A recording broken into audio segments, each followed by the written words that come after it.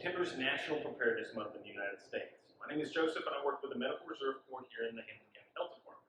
So I'm going to go over a few quick tips that you can use to stay prepared during an emergency or natural disaster. Important thing to remember is having the essentials like food and water in your emergency kits. But another thing people might forget is making sure important documents, backup copies of things like marriage license, diplomas, social security cards are kept safe as well. You also want to make sure that you're remembering to pack for your pets as well in an emergency kit. So we don't want to leave any of our extended family members behind in an emergency or disaster.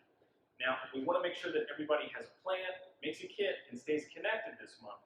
But an important thing we can do to stay ready is have different kits for different parts of our life. Have a big one for home with all your essentials.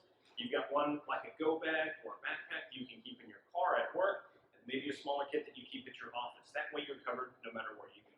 Thank you so much.